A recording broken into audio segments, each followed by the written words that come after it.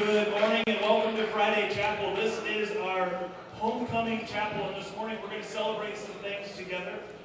First, I would like to introduce to you guys your 2017 homecoming court. So representing your freshman class are Apollonia, Juarez, and Savon, Bryan.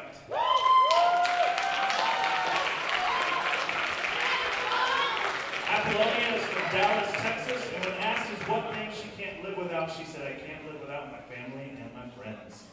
Savon is from Houston, Texas. That's my roommate! And when asked, what do you love about Central, he probably said his roommate, and he said how friendly and caring the people here are. Representing your sophomore class, Charis, Marie Ball, and Omar Salgado.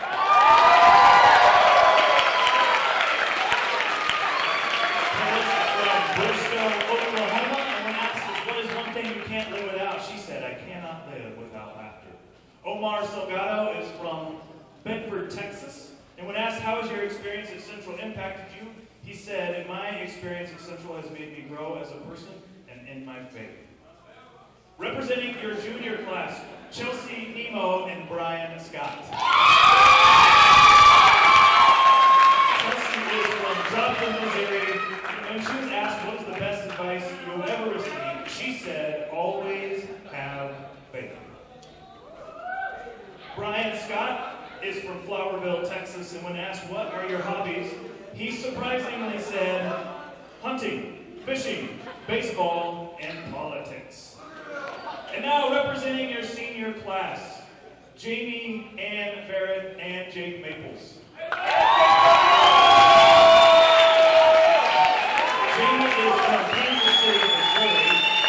When she was asked how has Central impacted you, she said, my relationship with God has grown tremendously, and that has impacted every aspect of my life.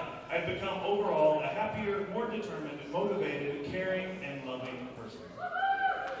Jayke is from Smithville, Missouri, and when asked what is the best advice you have ever received, he said, if mama ain't happy, ain't nobody happy.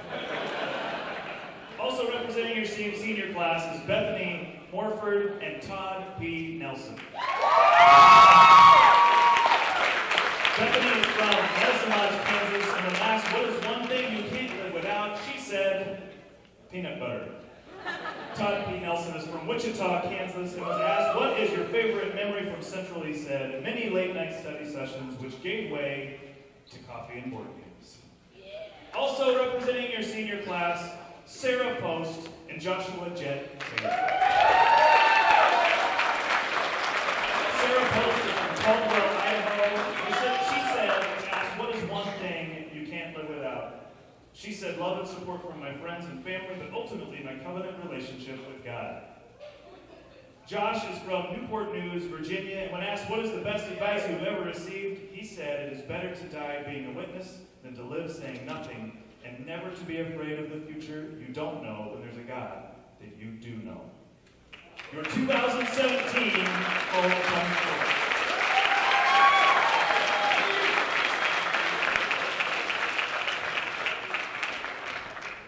Coach Romero?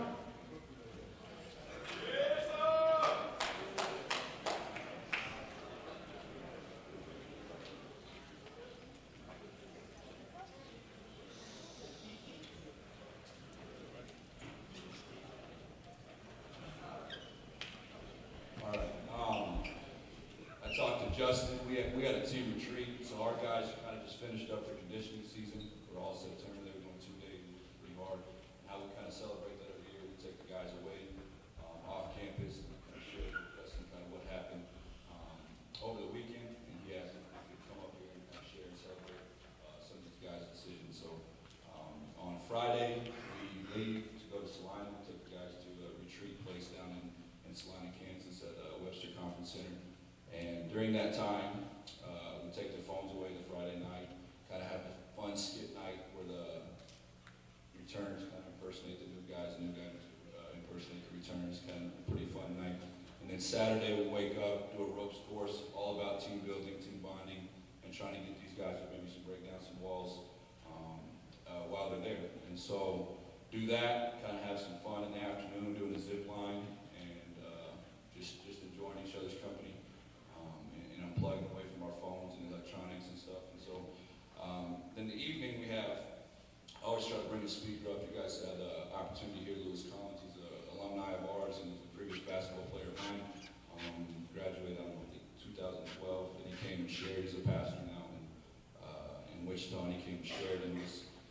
never know how devotions are going. We got a lot of new guys, and guys typically aren't always vulnerable, and you never know who's going to say what or if anybody's going to say anything. And so we just give them opportunity. That's all we talk about, just trying to give them opportunity for them to be tested and ask questions. And so our theme this year for our guys, move the needle, and we're trying to move the needle in the right direction, whether it be their faith, whether it be on the basketball floor, whether it be off the floor in their character and integrity as a man. And so we want them to ask questions and engage in kind of the whole process.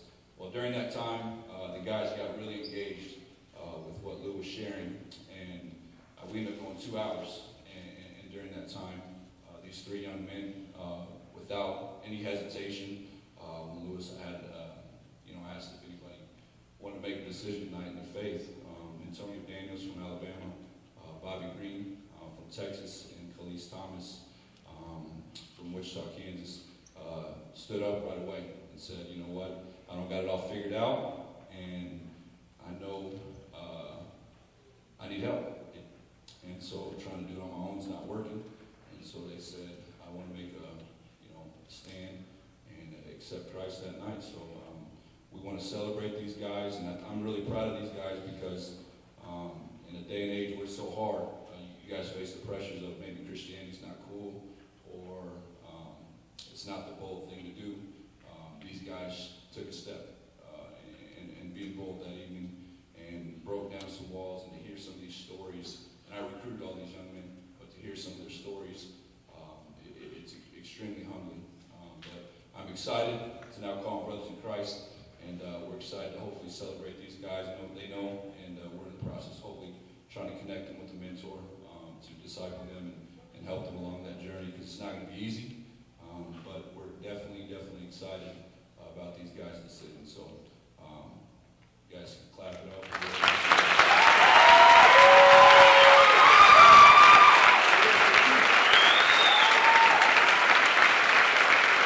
Hey, you guys, stay right here just for one more second. Here's what I want us to do. I want us to take a chance not only to celebrate, but let's pray for them together. So what we can do is we can symbolically, right from where we're at, we can lift our hands towards them, kind of as an attitude of placing your hands on them. So I encourage you to place your hands out, kind of like you're praying for them. And let's pray God's blessing over them, and let's celebrate with them. Heavenly Father, we celebrate with these men here today, and God, we are thankful for them. We thank you that you have worked mightily. We thank you that, God, you care for these men right here, and so we lift them up to you. God, we ask your blessing upon them, that you watch over them, that you guide them. God, that they enjoy this journey of faith, and God, we just pray that you will strengthen them and encourage them. Thank you that we get to call them brothers in Christ. Thank you that we get to celebrate with them.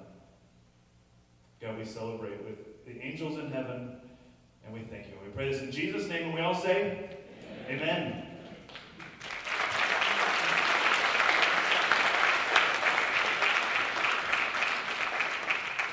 There's some special things we get to do at chapels every year. This is one at Homecoming Chapel because 2 things take place. One is our Board of Trustees is here. They care deeply for this school. They give of their time, they give of their talent, and they give financially as well, all because they care. So could you guys please join me in welcoming the board here this morning? And also I'd like to invite up Dr. Dean Croker. Every year we get to celebrate as we give out the Outstanding Young Alum Award. So Dr. Dean Croker.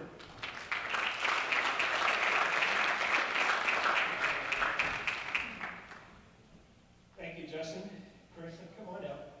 Joining me on stage today is Krista Hoffman. Both of us are working in the advancement office.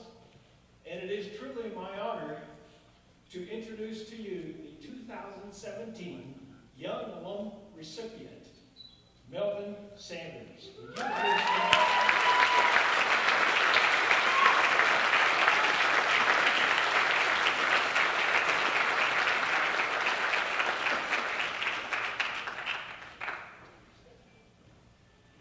Melvin is a graduate of Central Christian College, class of 2005, with a bachelor's degree in business management.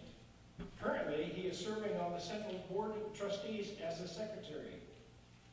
2011 to 2012, he was the athletic director here at Central Christian College. 2012 to 2013, he worked for Target as a store leader, District Operations Leader in Long Island, New York. 2013 to 2015, he worked for Apple as a flagship manager, Grand Central Terminal in New York. 2015, he joined Enjoy, a group director of the Western U.S., based out of Portland, Oregon. He's a group director of the Western U.S. field for Ron Johnson-led e-commerce startup. He directs all aspects of the field process and customer journey for Western markets, partners with internal teams to ensure the employee and customer experience is world-class, while also maintaining and developing talent through recruiting and mentorship. He has responsibility in execution of both the internal expert strategies as well as the external customer strategies for growth and brand recognition. Melvin's married to his wife, Carolyn. She's sitting here to my left. And there's some other family members here. Michael, and you've got Conrad, and his brother, Mero Sanders. I'm glad you folks are here with us. And Melvin,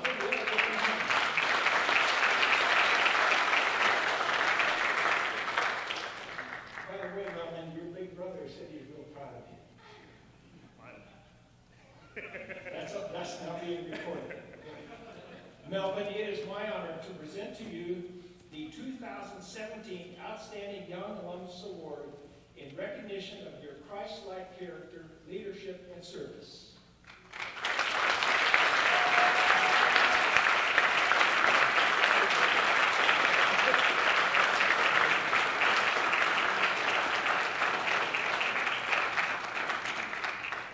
Melvin, your name has been engraved on the Outstanding Young Alum plaque that will be displayed in the alumni dining room for those of you that are current students now, for you to come and see and aspire to achieve in the future.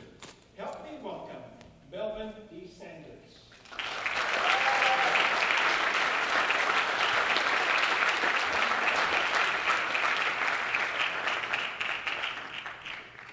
We good? We going? All right. So I have all my notes here on my iPhone. I was going to do a PowerPoint presentation, but I've decided I've done all the homework that I'm going to do for Central. So, done. No more homework. If you guys look around the room, if you look at the faculty and staff, anybody who has a very confused look on their face, because they were here when I was here as a student and trying to figure out how in the world I got up here. There are a couple that are still here, saw me this morning, no idea what I was doing here. One of the really cool things about this award is just the fact that it's called Young Alumni. I haven't been referred to as young in quite a while, so it's kind of nice to. I didn't know that I still qualified. I think qualified for it. I think I'm definitely the only board member that's still eligible at this point. Tony Allison might be. So it's a really cool accomplishment. And I'm really excited to be back here. I spend a lot of time back here. My wife is from McPherson. I'm here a couple times a year for board meetings, so always nice to get back, and especially during homecoming weekend. My biggest concern really was, 12 years ago when I graduated, I had to do like a group project, and do like a 5-minute speech at the end, and I was kind of freaking out. Like, how in the world am I going to get, 5 minutes? I'm trying to spend half a semester trying to figure out how to come up with 5 minutes to talk about, where now it's all reversed. So Dr. Croker reached out to me 6 or 8 weeks ago, something like that. And he's like, you got 20 minutes. And I'm like, how am I going to condense everything that I want to talk about into 20 minutes? So, and then going before Coach Romero, if you guys have ever talked to Coach Romero, and he's like, oh, it's just going to be a minute. It's never just a minute. 30 minutes. But he did a great job. And so we're here. We got plenty of time. So a little bit about me. Like they said, my wife Carolyn and I, we've been married for 10 years. She grew up here. I grew up in Oklahoma City. Coach Romero and I actually grew up together, played basketball together, worked for a startup company called Enjoy. I'm a group director for the Western United States, which if you want to know what that really means in more detail. I'll be here all weekend. We can talk more about that. Used to work at Apple, and also have been serving on the board since 2013. Currently live in the Portland metro area, which when somebody says they live in the metro area, that just means they live in the suburbs, right? So like I don't live in Portland. I live close to Portland. So if you live in Plano, like you live in the Dallas DFW area. You don't live in Dallas. And we've been there since July. Since college, I've moved kind of all over the place. I was in McPherson, graduated in 2005, went to St. Louis for a little bit for work, Kansas City to the Portland area in 2007, back to Kansas in 2010, moved to New York from Kansas, and then to Dallas about a little over a year ago, and then just last summer, or this past summer in July, we moved back to the Portland area.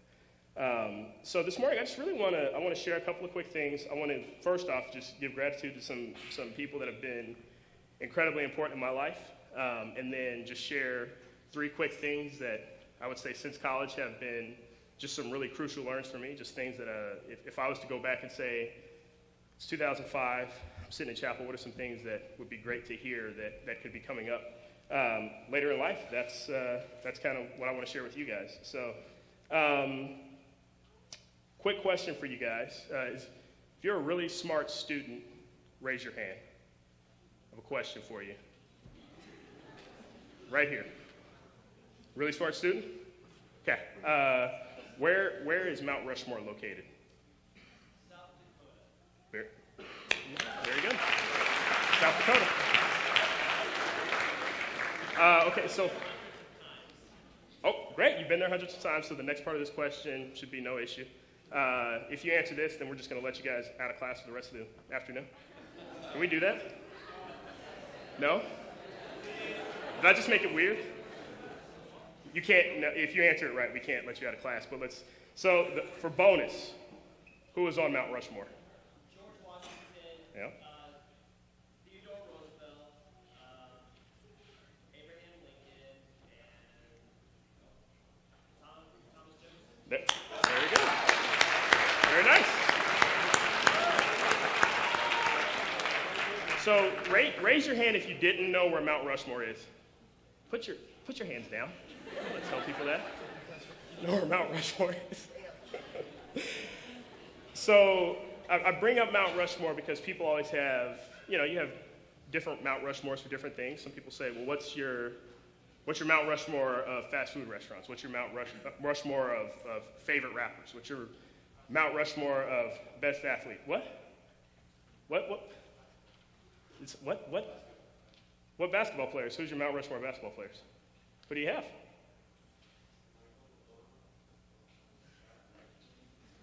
Shaq on the Mount Rushmore? I mean, he's pretty. Look, Shaq's he's a Hall of Famer. He's a great player. I don't know about Mount Rushmore. I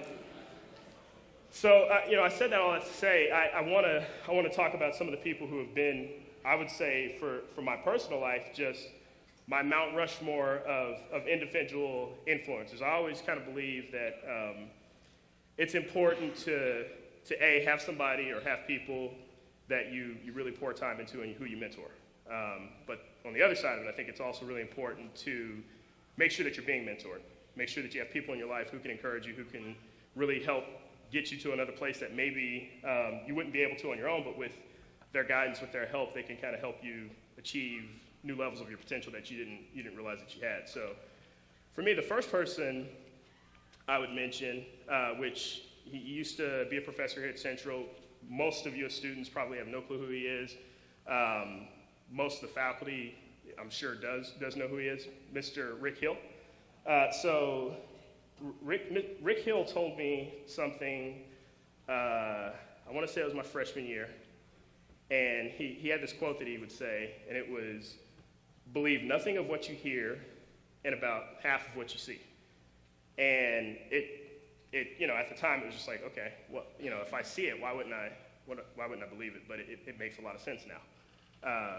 What's funny is he told me this quote probably back in like 2000, 2001, before the emergence of social media and the internet and all the stuff we see online. And so, you think about it now, believe half of what you see. I mean, it could probably be even less than that at this point. But believe nothing of what you hear, believe half of what you see. The thing I loved about Mr. Hill is he was just very meticulous in the way he taught, very meticulous in the way that he carried himself. His expectations of me as a student were incredibly high. So, if you were 10 seconds late to this class, you were late. There was no wiggle room, there was no gray area, which for me as an 18-year-old freshman made no sense at all. But as time went on, as I started to kind of figure out that there's a reason for this, there's more that he expects of me, there's more that I can be doing, then it started to all come together and click for me. My senior year, he forced me to do PBL, which, you guys, any PBL folks in the room? Okay, very cool. So Mr. Hill came to me and he said, there's Phi Beta Lambda organization, you're doing okay in business, and I think this would be good for you to just kind of get a head start. And I said, no, Mr. Hill, I'm pretty busy. I play basketball. I got a lot of stuff going on outside of basketball. I work, and I can't do PBL. And so what Mr. Hill did when I told him that is he signed me up for PBL. So he literally wasn't going to take no for an answer, and I participated. It was one of the, it was a really cool experience for me, just a chance to kind of get out of my shell, build a lot of network and connections that I would have not had otherwise. But I just really appreciated Mr. Hill's ability to kind of see the potential that maybe I hadn't quite seen yet, and to take that chance and really kind of go to bat for me. So, Mr. Hill. Second on my Mount Rushmore, also very similar to the first, someone that many of you in the room probably won't know the name. Many of you that have been here for a number of years will recognize immediately, was Coach Gary Turner. So Gary Turner was the coach that recruited Coach Romero and myself back in 2000. And really, it was more of, he was recruiting Coach Romero to play basketball. We played at Del City High School together. I was a pretty good athlete, but I wasn't a very good player. So, Coach Romero is getting recruited. He's like, hey, I got a buddy who's a pretty good player. Do you mind if he comes up for my preview and just spends time with the team as well? He was open to that and came up, was a really good fit, thought it was a great place to be, loved the people. And to me, I just kind of look back at Coach Turner as really giving me an opportunity to be on this campus. So when I was 18 years old, I wasn't looking to go somewhere for academics. I wasn't, my thought process was completely different. And so for me to be able to have the opportunity to come here and play basketball, it really opened up a lot of other avenues that I don't think would have existed had I not had the chance to come to campus and be a part of this institution. And so I'm really grateful to Coach Turner for giving me the chance to come here and play basketball and realize a lot more than I think I expected and bargained for. So next on my Mount Rushmore is, I'm kind of cheating because I'm going to put two into one. So Tony and Lindsay Romero, who both are here. Lindsay actually told me she wasn't coming and cleared it with me last night and then showed up, but I appreciate her for being here. So as I mentioned, Tony and I have been friends for a very long time. So we've known each other since 1996. Met in middle school. He moved to Oklahoma from New Mexico, and we were friends day one, and have been friends very since. We've been fortunate to share just so much of our lives together. The thing that's interesting about our relationship, we talk about this, is that kind of a mark of a great friendship is, Tony and I actually, if you really spend time with us and get to know us, we disagree on a lot. There are a lot of things that we just have completely different viewpoints on and worldviews on. But what's great about it is it gives us a chance to get outside of what I would call our echo chambers. What happens is you start to get around people who think, do, speak, act like you, and you never hear any other perspective. And so it's kind of nice that we can spend time together, we can disagree, we can share our viewpoints with each other and have a conversation. I think in today's world and age, it's like there's no middle ground. We talked about this last night. There's no middle ground. If you like one thing, you have to hate the other. So I have an iPhone, and I'm sure when I showed you guys the iPhone, some Android user out there was like, oh, iPhone sucks. I like Androids. you can't like one, if you like one, you have to hate the other, and what if they're just both really good products? And so we try to have conversations that really get us to both kind of look at each side of a topic and an issue and kind of come together in the middle somewhere. So in 2002, I acquired Lindsay via a merger. That's coincidentally the same year they got married. So Lindsay and I, we started school together here in 2000 as well, and to see these two guys come together, to watch just their entire lives kind of form as kids in college to where they're at now. Lindsay's been a huge part of our life. Tony and Lindsay are definitely what we would consider best friends as a couple to us, and have been able to share a lot with us, from the way that they raise their family, the way that they go through the process with children, to be able to share things with them that are kind of in a similar space from being a couple that's been married for quite a long time is just a really refreshing thing to do. And so I really appreciated these guys being with us pretty much every step of the way. And then lastly on my Mount Rushmore, my mother, Shirley Sanders. So my mom is a very unique individual. So she's from the deep South. She lives in Mississippi now, and she had a really tough time, a lot of adversity through life, and it's really cool to see just kind of like what the results of her efforts have been. So my dad passed away in '96. I think I was 12 years old. Have two older brothers, so she's got 3 young black men in the middle of Oklahoma City, Oklahoma, and odds tell her that there's no way with a single parent, 3 young black men that we're going to make it out 100%, and nobody's going to end up in trouble, nobody's going to end up with a record, nobody's going to end up, and not even just that, but what are the odds of any of us being able to find, like full-time fulfilling work that we can take care of our families and that kind of thing, where when you fast forward 20 years, I have been able to live out a lot of dreams. I have not just a good job, but I have a job that I love going to every day and love spending time at, and gives me the opportunity to travel. And my wife and I have a very fortunate, we're very blessed. We are able to enjoy a lot of things that we want to enjoy as a result of it. Both of my brothers have very good occupations. My brother Morel works for Love's, he's in IT.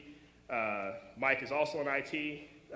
The cool thing about like everybody growing up and getting really good jobs is just that none of us, we don't have any clue what each other does. Like, they have no idea what I do. I don't know what they do. Mike, what do I do for a living? No clue. Mike has no idea what I do for a living.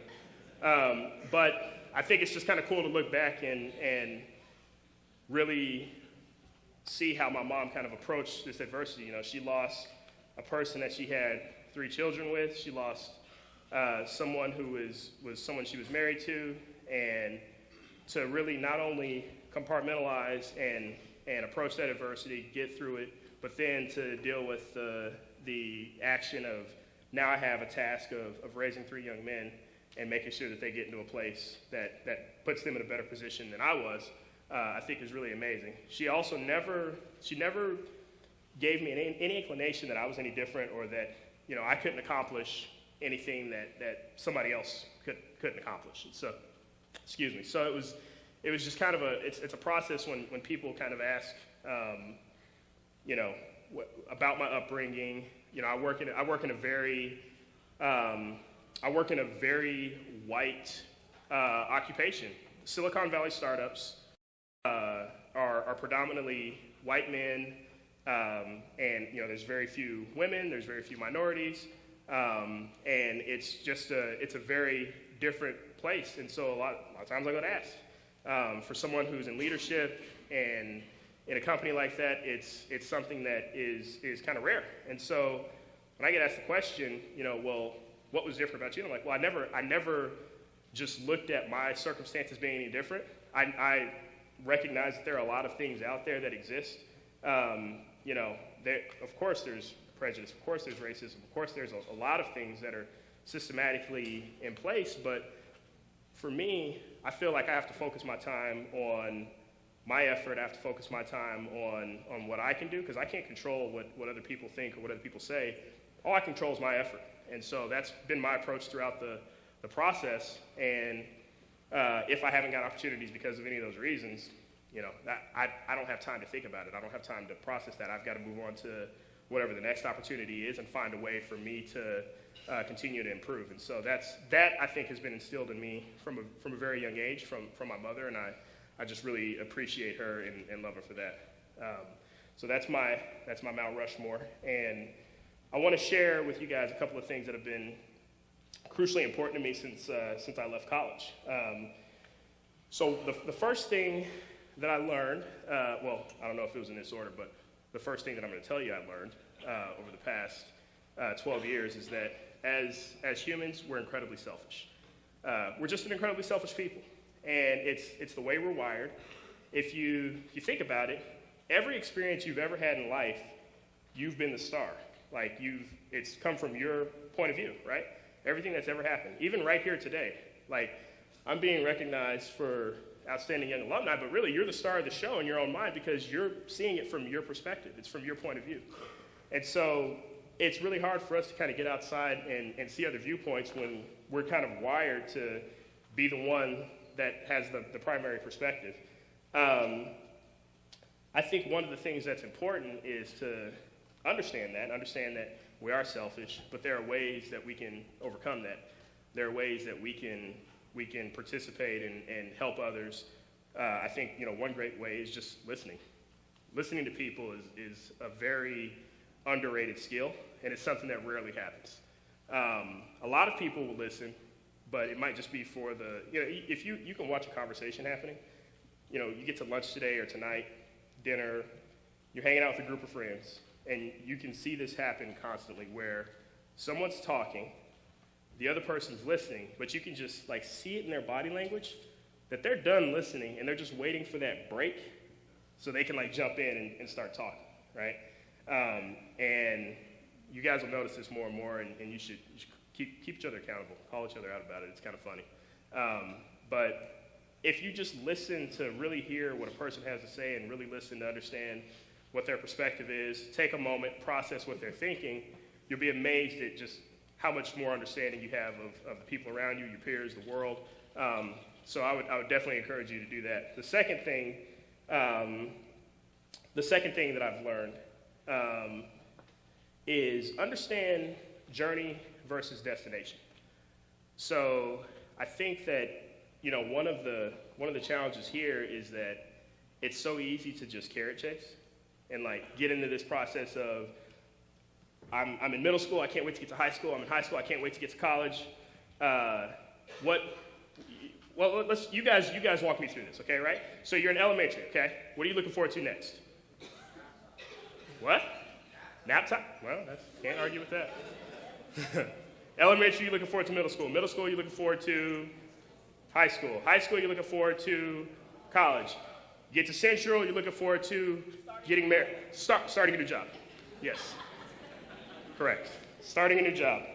Graduation, right? And so there's always some type of thing in front of us that we're just looking to jump to.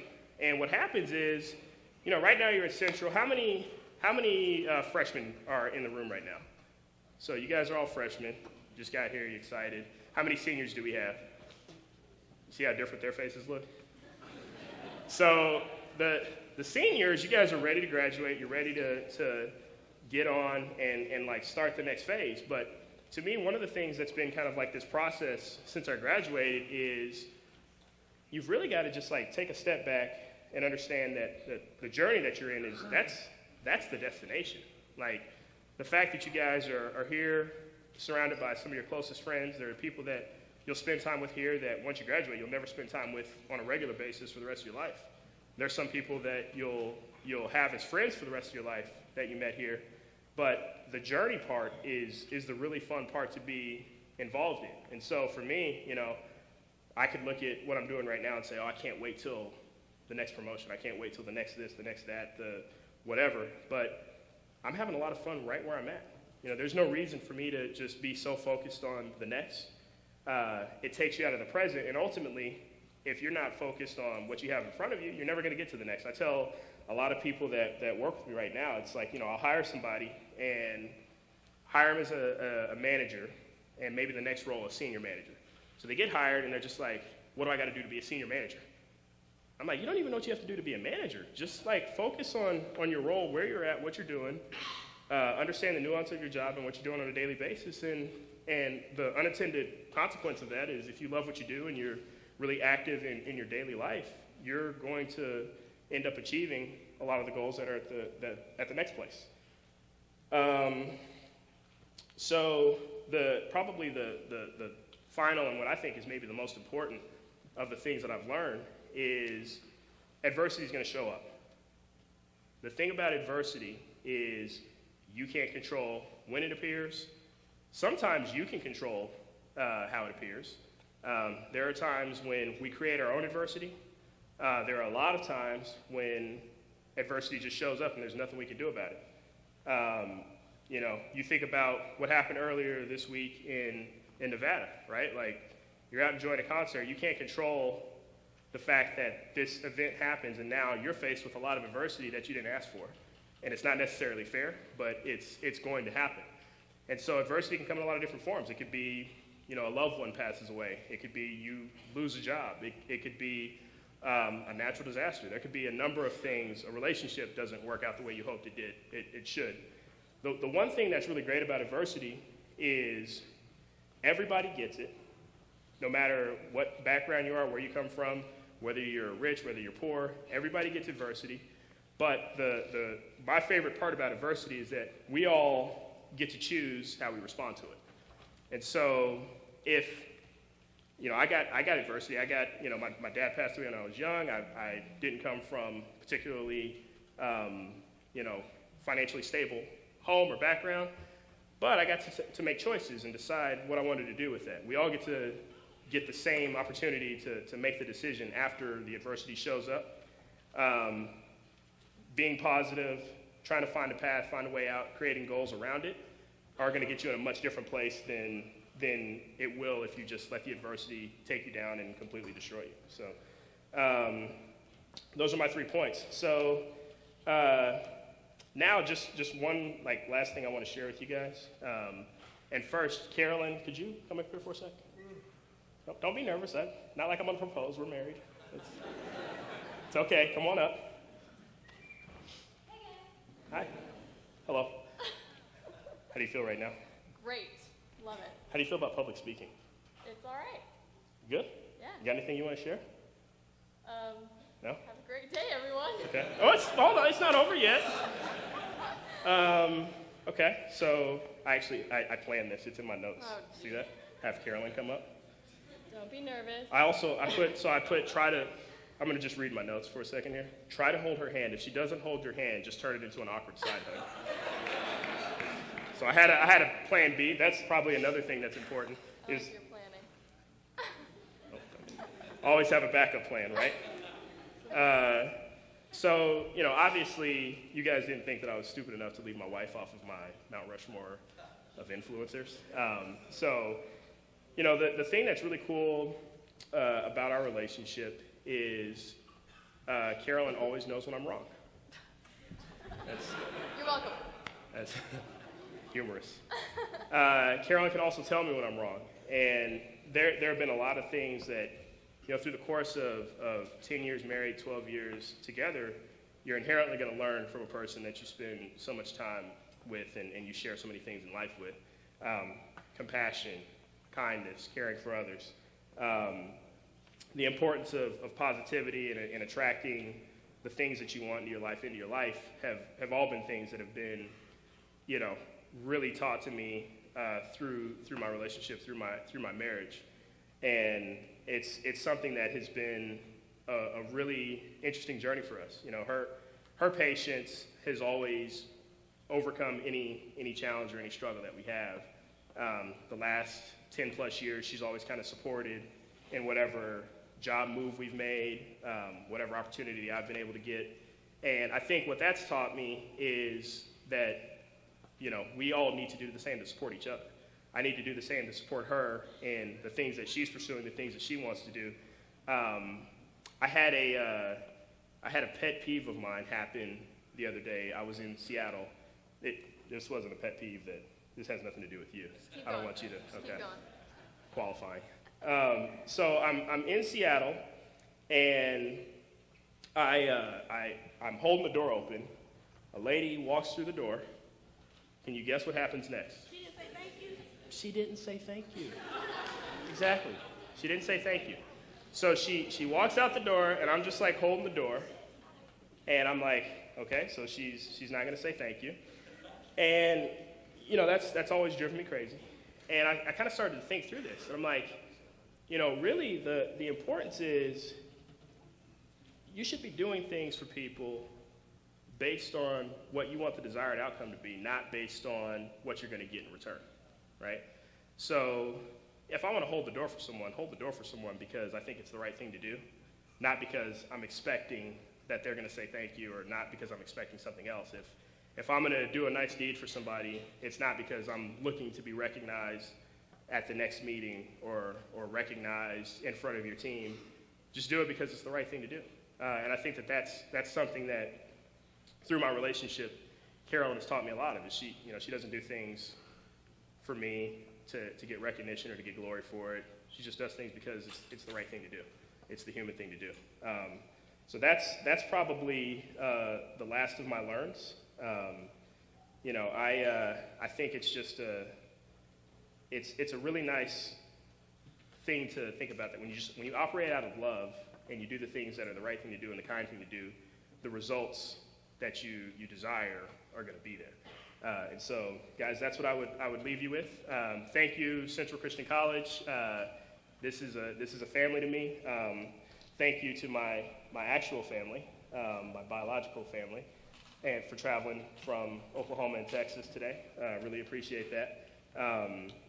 I really have deep gratitude and appreciation, not just for this recognition, but for the institution. I think that a lot of what I've been able to experience has been as a direct result to Central and the lessons that I've learned here.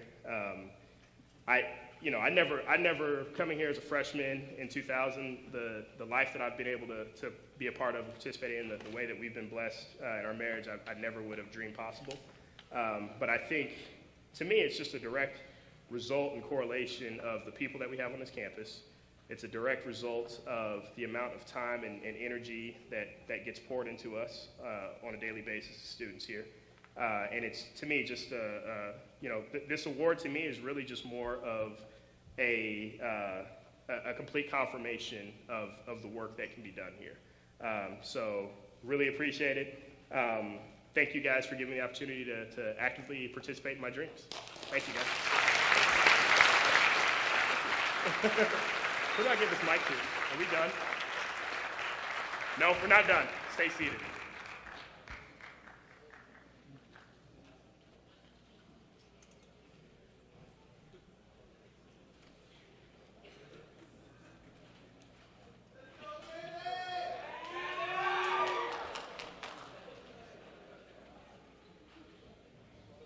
I'll let you guys stand so you can get some of the stretches.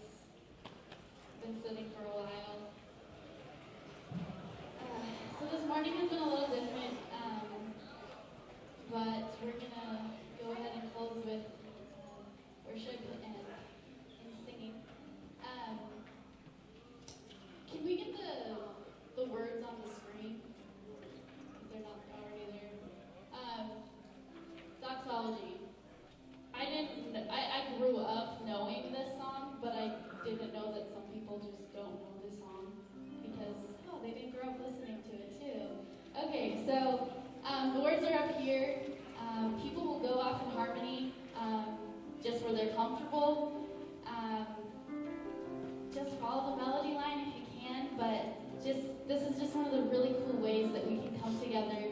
If you know it in a different language, if you did learn it but you learned it in a different language, then sing that out. This is just a way to unify as one, as a body, and just worship. And the choir's going to help us out this morning. Praise God from whom all blessings flow.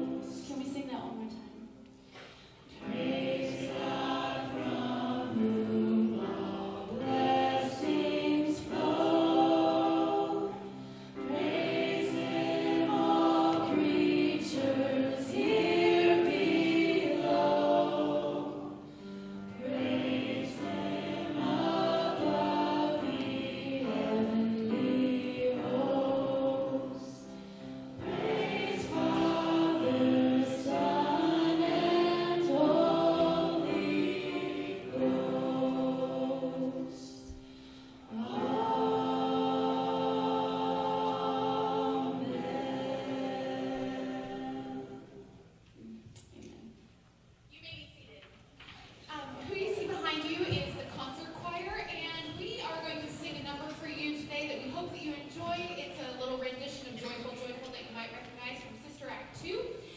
And